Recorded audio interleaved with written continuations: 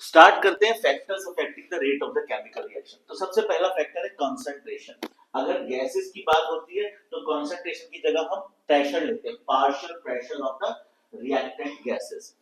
दूसरा है nature of the reactant. किसी रिएक्टेंट, कोई रिएक्टेंट आयनिक कंपाउंड होता है तो रिएक्शन जो है उसका रेट ऑटोमेटिकली फास्ट होता है। कोई कंपाउंड कोवेलेंट कंपाउंड होता है तो वहां rate of the reaction automatically slow होता है। ठीक है। टेम्परेचर बढ़ाने से रेट ऑफ द रिएक्शन पे फर्क पड़ता है। जनरली रिएक्शन को फास्ट करने के लिए हम टेम्परेचर को बढ़ाते हैं। लाइट भी अपना रोल प्ले करती है। कुछ रिएक्शंस लाइट की प्रेजेंस में होते हैं और कैटलिस्ट तो रेट ऑफ द रिएक्शन को बढ़ाता ही है। तो कैटलिस्ट भी एक बहुत इंपॉर्टेंट फैक्टर है। बहुत सारे रिएक्शंस कैटलिस्ट की प्रेजेंस में इसीलिए होते हैं क्योंकि वो रेट ऑफ द रिएक्शन को बढ़ाता है। यहां पे हम इफेक्ट ऑफ टेम्परेचर पढ़ रहे हैं। कभी भी किसी भी रिएक्शन में अगर हम टेम्परेचर 10 डिग्री बढ़ा दें तो रिएक्शन का रेट लगभग दुगना हो जाता है। ये ऐसा ऑब्जर्व करा गया है। तो 10 डिग्री राइज इन टेम्परेचर होते ही रिएक्शन का रेट लगभग दुगना हो जाता है। तो यहां पे हम टेम्परेचर कोफिशिएंट निकालते हैं, rate of the reaction at T plus 10 degree centigrade divided by rate of the reaction at T degree centigrade. तो इन दोनों के रेट मतलब 10 डिग्री बढ़ाते ही रेट ऑफ द रिएक्शन जो बढ़ जाता है, उस रेट को जब हम इनिशियल रेट से डिवाइड करते हैं तो हमें मिलता है टेम्परेचर कोफिशिएंट। ठीक है। तो ये बात तो हम पढ़ चुके हैं कि टेम्परेचर बढ़ाने से हमेशा rate of the reaction increase करता है। क्योंकि क्या होता है, जब हम टेम्परेचर बढ़ाते हैं तो रिएक्टेंट पार्टिकल्स के बीच में मूवमेंट बढ़ जाता है, उनकी काइनेटिक एनर्जी बढ़ जाती है, तो उनका मूवमेंट की स्पीड बढ़ जाती है, कोलिजन्स और ज्यादा एनर्जी से होने लगते हैं, रेट ऑफ कोलिजन बढ़ जाता है, यानी नंबर ऑफ कोलिजन बढ़ जाते हैं, स्पीड ऑफ कोलिजन बढ़ जाती है, तो बॉन्ड्स इजीली ब्रेक होते हैं। क्योंकि रिएक्शन में बिना बॉन्ड ब्रेक हुए तो रिएक्शन आगे बढ़ेगा नहीं। तो यहां पे ये टेम्परेचर जो है सपोर्ट करता है रिएक्शन के रेट को। तो इस तरह से हम टेम्परेचर कोफिशिएंट निकालते हैं। अब आते हैं आर्हेनियस इक्वेशन। आर्हेनियस इक्वेशन क्या बताती है? आर्हेनियस इक्वेशन हमें टेम्परेचर पे डिपेंडेंस रेट का किस तरह से है उसकी बात करती है। The temperature dependence of rate of a chemical reaction can be explained on the basis of Arrhenius equation. यानी टेम्परेचर किस तरह से रेट को अफेक्ट करता है, ये हम आर्हेनियस इक्वेशन में पढ़ते हैं। आगे बढ़ते हैं। आर्हेनियस इक्वेशन में देखिए, जब हमने टेम्परेचर बढ़ाया, हम ये तो पढ़ चुके हैं कि भाई जो रेट होता है हमारा केमिकल रिएक्शन का, the rate of the reaction is equal to K into concentration of the reactant R।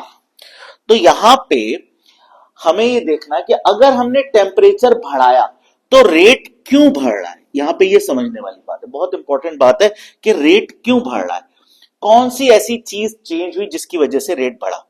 तो जब हमने टेम्परेचर बढ़ाया तो रिएक्टेंट की जो कंसंट्रेशन है उसमें तो कोई चेंज नहीं आया, वो तो कंसंट्रेशन उतनी की उतनी है। टेम्परेचर बढ़ाने से कंसंट्रेशन थोड़ी ना बढ़ जाएगी या कम हो जाएगी। तो कंसंट्रेशन ऑफ द रिएक्टेंट उतनी की उतनी है, वो एक कांस्टेंट रह गई, उस वक्त कांस्टेंट वैल्यू हो गई।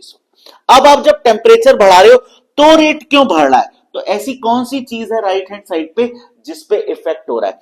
यानी जब रिएक्टेंट की कंसंट्रेशन कांस्टेंट है, हम सिर्फ टेम्परेचर बढ़ा रहे हैं, रिएक्टेंट तो उतना ही है, तो फिर रेट के बढ़ने का कारण है K। यानी कि आप जब टेम्परेचर बढ़ा रहे हो तो K बदल रहा है, इसीलिए आपका रेट बढ़ रहा है। यानी आपका जो K की वैल्यू है वो बढ़ती है। इसका मतलब है कि अगर हम डायरेक्टली रेट की बात ना करें तो पहले हम ये बात करेंगे कि जब हम टेम्परेचर बढ़ाते हैं तो रेट कांस्टेंट K बढ़ता है, इसीलिए रेट ऑफ द रिएक्शन बढ़ता है। तो हमें सिर्फ और सिर्फ टेम्परेचर का जो इफेक्ट है वो K पे देखना है, कॉन्सेंट्रेशन पे नहीं देखना है। तो हम यहां पे स्टडी करेंगे कि टेम्परेचर का इफेक्ट K पे कितना है। तो ऑटोमेटिकली K जब बढ़ रहा है तो रेट बढ़ेगा ही बढ़ेगा, और concentration of the reactant constant है। तो जब हम टेम्परेचर बढ़ाते हैं तो हमारा रेट कांस्टेंट के की वैल्यू बढ़ती है। तो आर्हेनियस इक्वेशन में हम यही स्टडी करते हैं कि टेम्परेचर बढ़ाने से रेट कांस्टेंट के की वैल्यू किस तरह से बढ़ रही है। तो आर्हेनियस इक्वेशन हम पढ़ने जा रहे हैं। तो K जो है K is equal to A into e to the power minus E A over R T. This is Arrhenius equation. इसमें A जो है वो एक कांस्टेंट है। A एक कांस्टेंट है, इसे हम प्री एक्सपोनेंशियल कांस्टेंट भी कहते हैं, आर्हेनियस कांस्टेंट भी कहते हैं। ठीक है। E क्या है? E is exponent. E है जो स्टैंडर्ड E होता है जो आप लॉग में यूज करते हैं। ठीक है। E A क्या है? कैपिटल E है। This is the activation energy, energy of activation, कि जब कोई रिएक्टेंट रिएक्शन करने की उस स्टेट तक पहुंचता है कि जब वो रिएक्शन करता है तो वो एनर्जी कहलाती है एक्टिवेशन एनर्जी।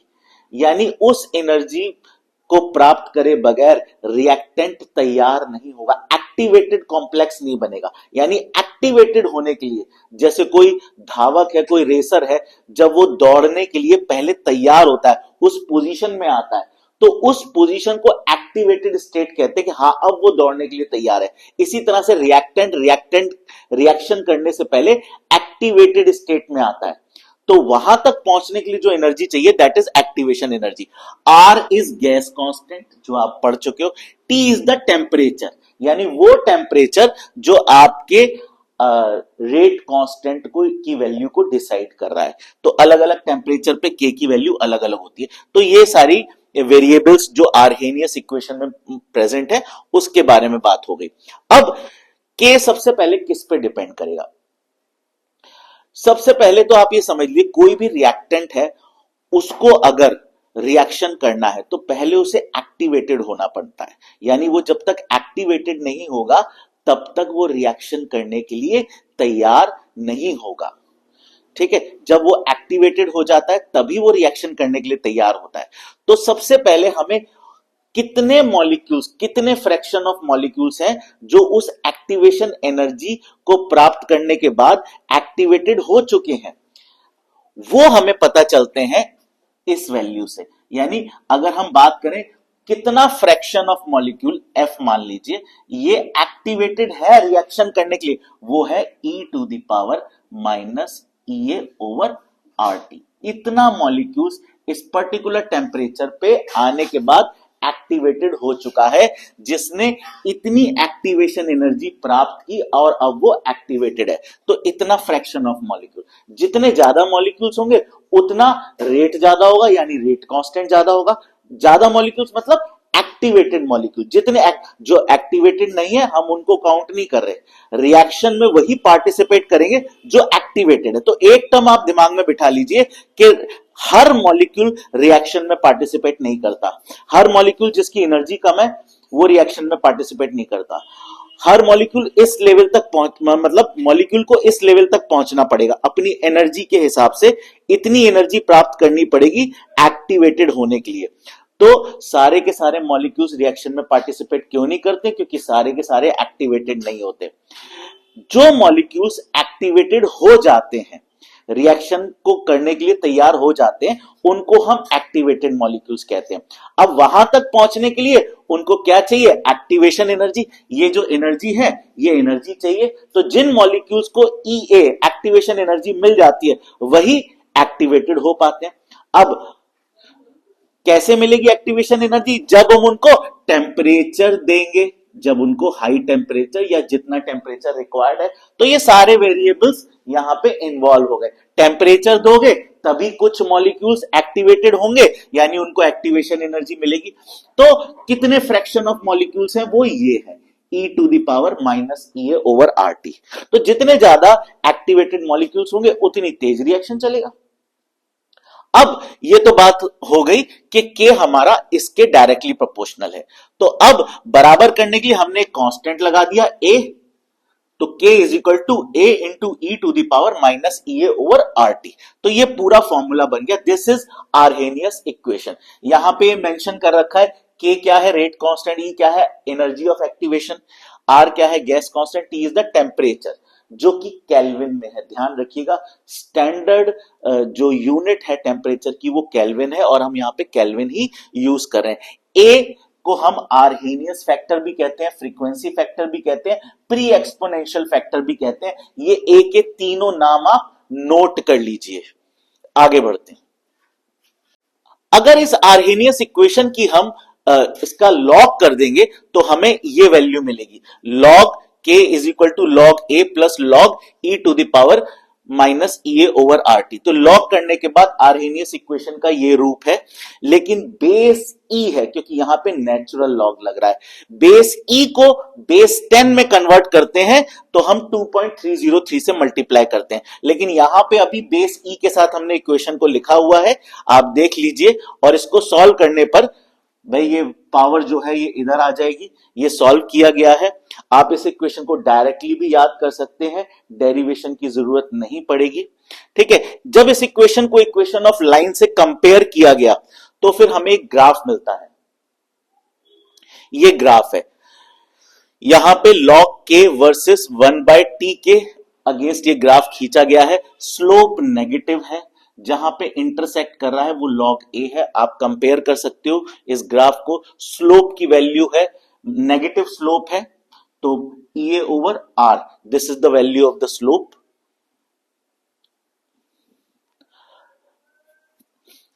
अब आर्हेनियस इक्वेशन की बात करें तो यह बात सही है कि रिएक्टेंट अगर प्रोडक्ट में बदलेगा, ये मैंने आपको अभी बताया कि रिएक्टेंट को पहले एक्टिवेटेड कॉम्प्लेक्स बनना पड़ता है। जब तक वो एक्टिवेटेड कॉम्प्लेक्स नहीं बनेगा तब तक वो प्रोडक्ट में बदलेगा नहीं, या वो रिएक्शन तब तक करेगा ही नहीं। तो सबसे पहले उसे एक्टिवेटेड कॉम्प्लेक्स में बदलना होता है। तो इधर बदलने के लिए, यहां तक पहुंचने के लिए जितनी एनर्जी उसे देनी पड़ती है वो होती है एक्टिवेशन एनर्जी। ये एनर्जी हम टेम्परेचर की हेल्प से जनरली देते हैं। तो ये एक्टिवेशन एनर्जी उसे मिल जाती है तो वो एक्टिवेटेड कॉम्प्लेक्स बन जाता है, यानी उसकी एनर्जी तब तक बढ़ती रहती है जब तक वो एक्टिवेटेड नहीं हो जाता। तो आप देख सकते हैं उसकी एनर्जी बढ़ती जा रही है। फिर वो जब रिएक्शन में पार्टिसिपेट करता है, यानी यहां पे हो सकता है बॉन्ड्स टूट रहे होंगे, बॉन्ड्स जब टूटते हैं तो एनर्जी एब्सॉर्ब होती है, यानी रिएक्टेंट की एनर्जी बढ़ती जा रही है। फिर नए बॉन्ड्स बनते हैं, जब बॉन्ड्स बनते हैं तो एनर्जी रिलीज होती है, यानी उसकी एनर्जी कम होती जाती है और वो प्रोडक्ट में बदल जाता है। इस कंडीशन को हम कहते हैं ट्रांजिशन स्टेट। ट्रांजिशन मतलब बदलाव, बदलाव की स्थिति है ये। ठीक है, तो इस तरह का ग्राफ है, आप इसे नोट कर सकते हैं। मैंने आपको जैसे बताया आर्हेनियस इक्वेशन को में जो लॉग है उसका बेस ई है, और जो बुक्स के पीछे लॉग होता है जिधर हमें इसकी वैल्यू देखनी पड़ती है उसका बेस होता है 10। तो लॉग बेस ई को लॉग बेस 10 में बदलना जरूरी है अगर आपको न्यूमेरिकल सॉल्व करने हैं।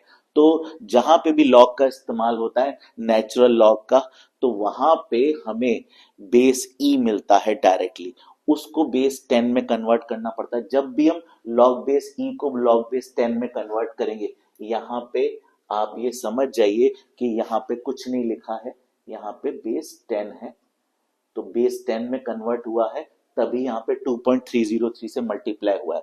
ठीक है, यहां पे भी ऐसा ही हुआ है, जहां जहां लॉग ई है उसको बेस 10 में कन्वर्ट कर दिया गया है। ठीक है, और फिर इस इक्वेशन को इस तरह से सॉल्व किया गया। अच्छा, यहां तक हमारी इक्वेशन हो गई। अगर हमें मान लीजिए इसकी दो इक्वेशंस बनानी होती, यानी दो अलग अलग टेम्परेचर्स पे अगर हम log k की वैल्यू लेंगे, मान लीजिए एक रिएक्टेंट है, वो रिएक्शन कर रहा है, थोड़ी देर बाद यानी वो रिएक्टेंट T1 टेम्परेचर पे रिएक्शन कर रहा है, अब वही रिएक्टेंट T2 टेम्परेचर पे रिएक्शन कर रहा है, तो दोनों जगह पे रेट अलग होगा, क्योंकि टेम्परेचर हमारे रेट को अफेक्ट कर रहा है, तो दोनों जगह रेट अलग होगा। यानी रेट कैसे चेंज होता है, क्योंकि के की वैल्यू चेंज होती है, तो टेम्परेचर बदलने से के की वैल्यू चेंज हो जाती है। तो जब हम T1 टेम्परेचर यूज करें तो log k को इस तरह से हम डिस्क्राइब करेंगे, जब T2 टेम्परेचर यूज करें तो log K2 हो जाएगा, यानी k की वैल्यू बदल जाएगी। तो टेम्परेचर बदलने से k की वैल्यू बदल जाती है। ये दो इक्वेशन हम सेपरेटली ले सकते हैं, अलग अलग टेम्परेचर, यानी टेम्परेचर बदलते ही log T1 पे K1 हो गया और T2 पे K2 हो गया। तो ये आर्हेनियस मतलब ये जो लॉग वाली फॉर्म है इसमें हमने अलग अलग टेम्परेचर पे अलग अलग के की वैल्यू ले ली है। ठीक है, अब इन दोनों इक्वेशंस को हम यूज करेंगे, एक कॉमन इक्वेशन में बदलेंगे ताकि हम ये स्टडी कर सकें कि टेम्परेचर बदलने के बाद के की वैल्यूज कैसे ऑल्टर हो रही है। तो आगे बढ़ते हैं। तो जब हमने दो अलग अलग टेम्परेचर पे आर्हेनियस इक्वेशन को कंबाइन किया तो हमें फाइनल इक्वेशन ये मिलती है log K2 over K1। K2 मतलब टेम्परेचर T2 पे K की वैल्यू K2 है, टेम्परेचर T1 पे K की वैल्यू K1 है, क्योंकि टेम्परेचर बदलने से K की वैल्यू बदल रही है, is equal to EA over 2.303 R into T2 minus T1 over T1 into T2। यहां पे ये मल्टीप्लीकेशन का साइन है, डॉट का मतलब है यहां पे दिस इज मल्टीप्लाई। ठीक है, अच्छा इधर एक बात और है कि T2 is greater than T1, यानी टेम्परेचर बढ़ा है, इनिशियली T1 था यानी कम था, अब बढ़ गया है यानी T2 हो गया है। ठीक है, तो क्योंकि टेम्परेचर बढ़ा है तो रेट बढ़ा, यानी क्यों बढ़ा है रेट, क्योंकि K की वैल्यू, तो यहां पे K2 is greater than K1। तो ये इक्वेशन आप नोट कर लीजिए, इस पे आपको न्यूमेरिकल मिल सकता है, यानी दो अलग अलग टेम्परेचर्स आपको गिवन होंगे और K2 ओवर K1 का आपसे रेशियो पूछा जा सकता है, या K1 या K2 में से कोई एक वैल्यू दे रखी होगी, दूसरी वैल्यू पूछी जा सकती है, तो या K2 K1 की वैल्यू दे रखी है और टेम्परेचर पूछा जा सकता है T1 या T2, तो कुछ भी पूछा जा सकता है इस तरह से, या एक्टिवेशन एनर्जी निकालने के लिए न्यूमेरिकल हो सकता है। तो आप ये फॉर्मूला नोट कर लिए, इट इज इंपॉर्टेंट। अब यहां पे हम बात करेंगे, यहां पे बहुत सिंपल से अगर चीज को समझें तो एक्टिवेशन एनर्जी को जो हमने अभी पढ़ा है, तो रिएक्टेंट पहले कम एनर्जी पे था, यानी अभी इस स्थिति में नहीं है कि वो रिएक्ट कर सके, उसे एक्टिवेटेड होना पड़ेगा। तो जब वो लोअर एनर्जी पे होता है तो उस केस में वो रिएक्ट नहीं कर सकता, उसे टेम्परेचर दिया गया तो उसकी एनर्जी बढ़ी और वो एक्टिवेटेड स्टेट में आ गया। तो जितनी एनर्जी उसने यूज करी एक्टिवेटेड स्टेट तक पहुंचने के लिए उसे हम कहते हैं एक्टिवेशन एनर्जी। मान लीजिए रिएक्टेंट इस पॉइंट पे है, दिस इज रिएक्टेंट, और यहां पे वो एक्टिवेटेड कॉम्प्लेक्स बना,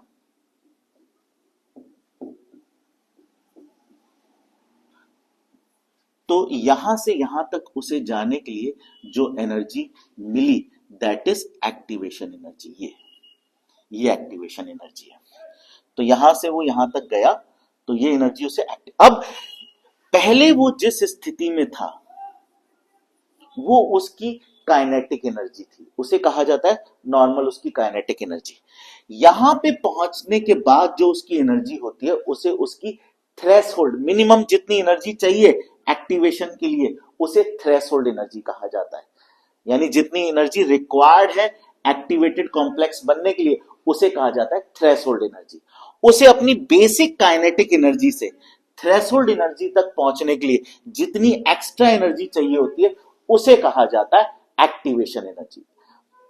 ठीक है, समझ गए होंगे आप लोग कि जितनी मिनिमम एनर्जी चाहिए एक्टिवेटेड कॉम्प्लेक्स बनने के लिए उसे कहा जाता है थ्रेशोल्ड एनर्जी, और जितनी बेसिक एनर्जी उसके पास होती है उसे उसकी काइनेटिक एनर्जी कहा जाता है, एवरेज काइनेटिक एनर्जी कह सकते हो, और जितनी एक्स्ट्रा एनर्जी यहां से यहां तक पहुंचने के लिए चाहिए उसे आप एक्टिवेशन एनर्जी कहते हो।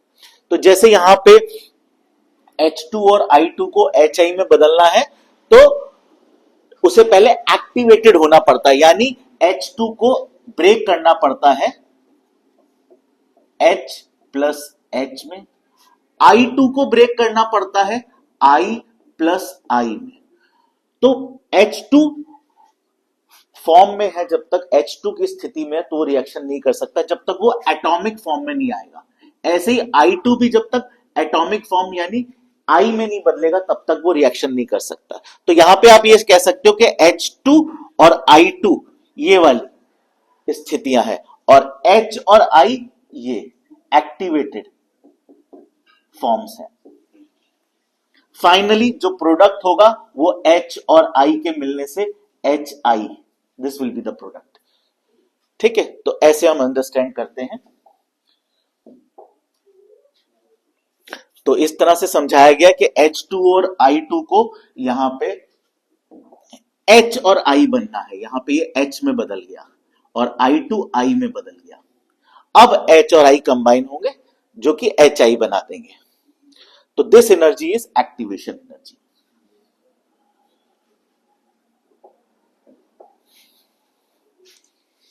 अब हम इस ग्राफ की बात करें,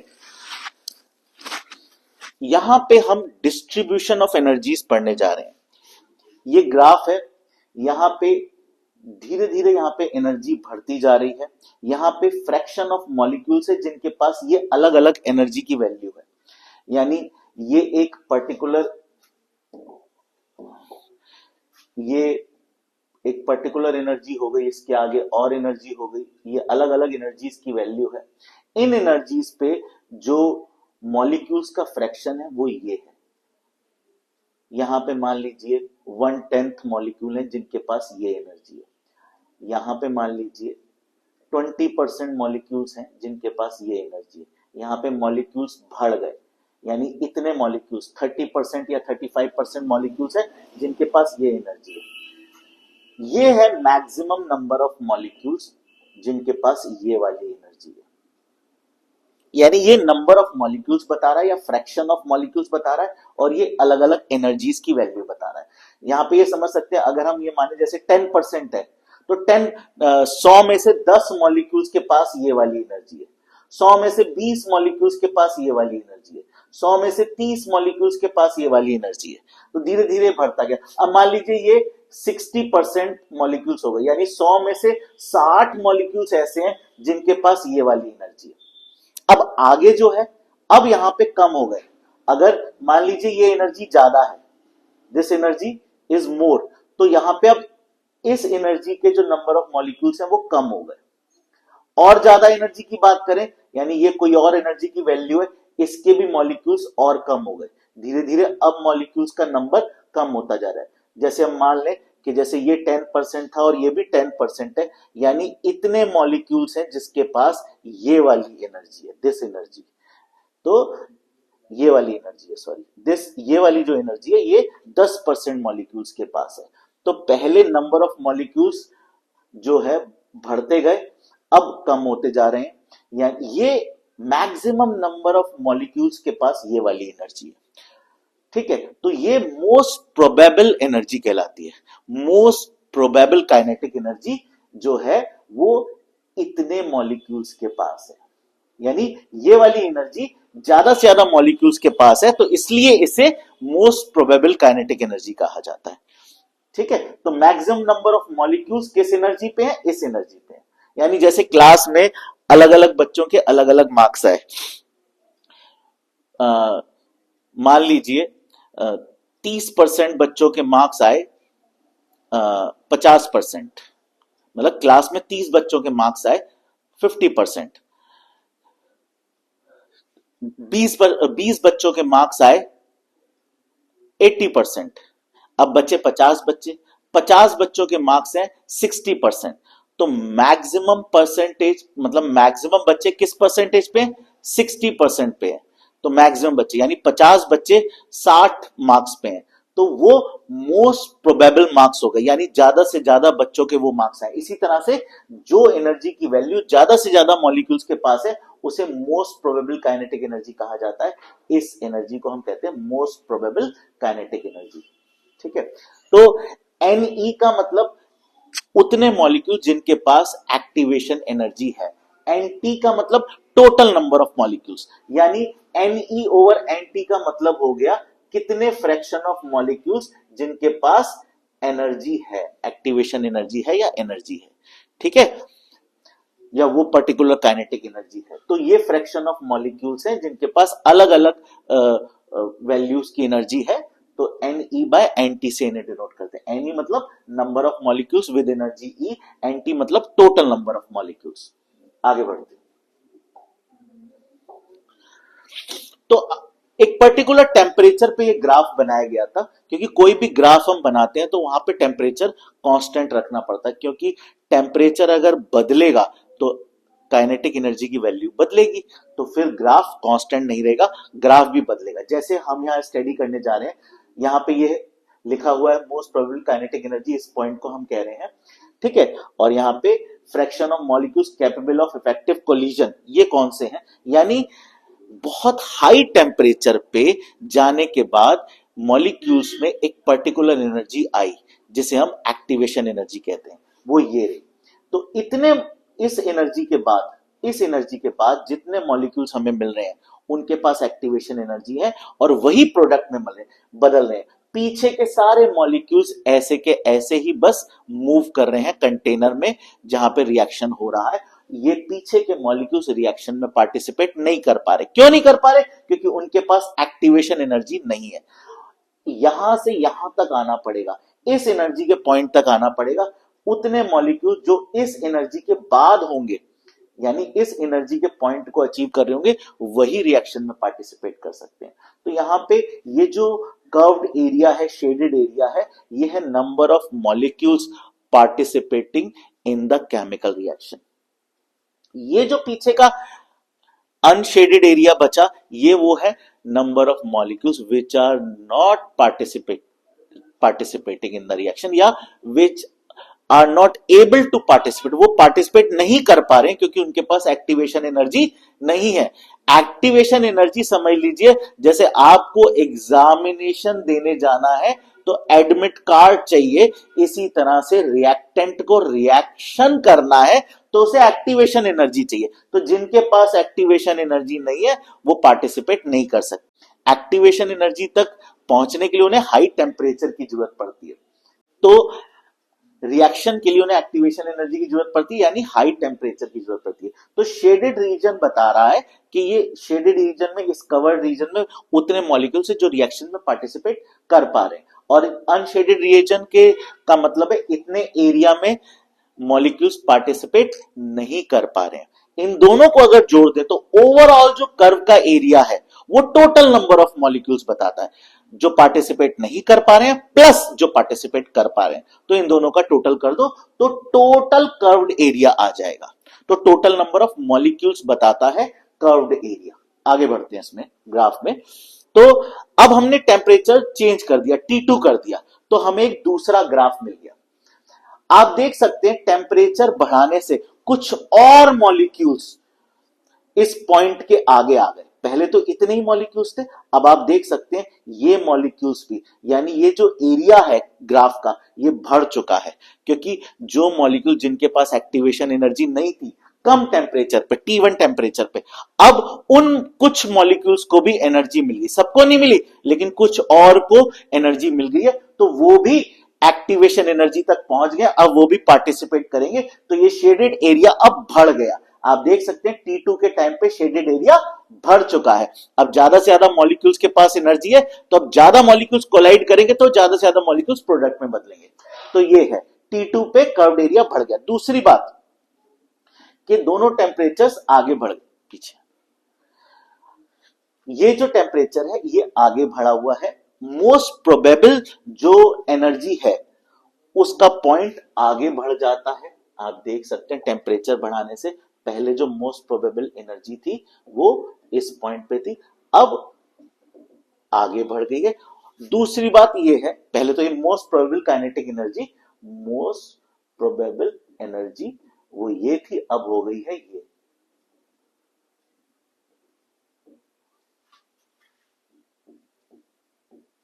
ये आगे बढ़ गई। दूसरी बात, जो पीक है वो थोड़ा सा डाउन हो गया है, पीक थोड़ा सा डाउन हो गया है, ये आप कह सकते हैं। यानी अब वो ज्यादा से ज्यादा, क्योंकि जैसे जो मैक्सिमम मॉलिक्यूल्स थे जिनके पास ये एनर्जी थी, उनमें से कुछ मॉलिक्यूल्स एनर्जी बढ़ा चुके हैं अपनी। तो जो मैक्सिमम नंबर ऑफ मॉलिक्यूल्स, मान लीजिए 50 मॉलिक्यूल्स थे जिनके पास ये पर्टिकुलर एनर्जी थी, उसमें से 5 या 10 मॉलिक्यूल्स ने अपनी एनर्जी बढ़ा ली, तो number of molecules with maximum energy अब कम हो जाएंगे ना, तो यहां पे ये कम हो गए वो मॉलिक्यूल्स। आगे बढ़ते हैं। अब कैटलिस्ट का रोल हम यहां पे स्टडी करने जा रहे हैं। कैटलिस्ट के बारे में हम पहले भी समझ चुके हैं। कैटलिस्ट हमारे रिएक्शन के रेट को बढ़ा देता है। कैटलिस्ट एक सरफेस एरिया प्रोवाइड करता है जहां पे रिएक्टेंट आके जुड़ते हैं, रिएक्टेंट जुड़ते हैं और फिर वो आपस में रिएक्ट कर सकते हैं। ये दो रिएक्टेंट मान लीजिए ए और बी है। तो जैसे सपोज कैटलिस्ट की क्या जरूरत है, आपको मान लीजिए किसी लकड़ी के टुकड़े पे कील ठोकनी है, तो लकड़ी का टुकड़ा आगे आगे भागता जा रहा है, आप कील लेके उसके पीछे पीछे भाग रहे हैं, तो क्या आप प्रॉपरली उसमें कील ठोक पाएंगे, या उसके साथ कोई भी प्रोडक्ट बनाना है, कुछ और बनाना है, तो आप कर पाएंगे? नहीं। लेकिन आपको एक स्थान मिल जाए कि हाँ यहां बैठ के आप उसे रख के करिए अपना काम, तो आप उसे इजीली कर पाएंगे। तो कैटलिस्ट क्या करता है, जब कैटलिस्ट नहीं होता तो रिएक्टेंट्स जो है वो रैंडमली मूव करते हैं। मान लीजिए रिएक्टेंट ए है, ये रिएक्टेंट बी है, जब तक इन दोनों में कोलिजन नहीं होगा तब तक रिएक्शन नहीं होगा। तो रैंडम मूवमेंट में जरूरी नहीं है कि ये इससे कोलाइड कर पाए। तो ये तब इजीली पॉसिबल होता है जब हम एक सरफेस एरिया प्रोवाइड करते हैं। ये सरफेस एरिया किसका होता है? कैटलिस्ट का। यहां दोनों रिएक्टेंट्स जुड़ जाते हैं, वीक बॉन्ड्स, टेम्परेरी बॉन्ड्स बना के जुड़ जाते हैं। अब यहां पे ये इजीली एक दूसरे के साथ रिएक्ट कर पाएंगे। जैसे ही रिएक्शन कंप्लीट होगा, इनके बीच में बॉन्ड्स बन जाएंगे, तो ये अपना सरफेस ऑफ कैटलिस्ट को छोड़ देते हैं और मूव कर जाते हैं। तो इस तरह से इसको हम इस तरह से करते हैं कि पहले रिएक्टेंट डिफ्यूज करता है कैटलिस्ट सरफेस पे, फिर वहां पे वो वीक बॉन्ड्स बनाता है, फिर आपस में रिएक्शन करता है, फिर उस सरफेस को छोड़ता है और फिर वो बाहर डिफ्यूज आउट कर जाता है। ये 5 स्टेप्स होते हैं। ये सरफेस केमिस्ट्री चैप्टर में बहुत ढंग से डिस्क्राइब करे गए हैं। ठीक है, यहां पे आप इतना ही समझिए, कैटलिस्ट सरफेस एरिया प्रोवाइड करता है जिसपे रिएक्टेंट्स वीक बॉन्ड बना के जुड़ जाते हैं और उन्हें रिएक्ट करने के लिए एक प्लेस प्रोवाइड करता है। ठीक है, आगे बढ़ते हैं।